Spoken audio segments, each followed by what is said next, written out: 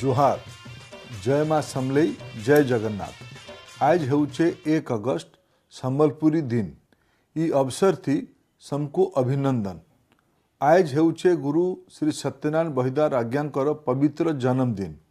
से जुग जन्मांकु मोर भक्ति आर्घ्य अर्पण करुछे। संबलपुरी भाषा साहित्य और संस्कृति प्रति गुरु श्री सत्यनारायणकर जीवन थिला समर्पित।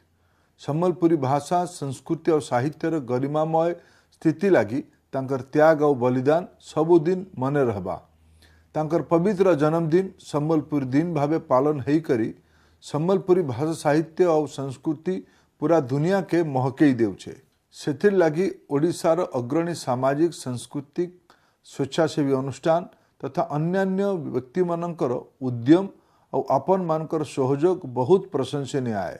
संबलपुरी संस्कृति और इतिहास उपरे उच्चा दर्जार गवेषण करबार लगी माननीय प्रधानमंत्री श्री नरेंद्र मोदी आशीर्वाद रे IIM संबलपुर ने रंगवती सेंटर फॉर एक्सीलेंस स्थापित होई छे। इटा बहुत आनंद और गर्वर कथा। संबलपुरी संस्कृति अन्यर सुखे सुखी हबार संस्कृति आए। ये कथा के सारा दुनिया ने प्रचार प्रसार करमा। आसुन ई वर्ष भी आमे सभे मिलीमिशी करी संबलपुरी अस्मितार दिन संबलपुरी दिन मनामा और समाज ने भाईचारा बढ़ामा।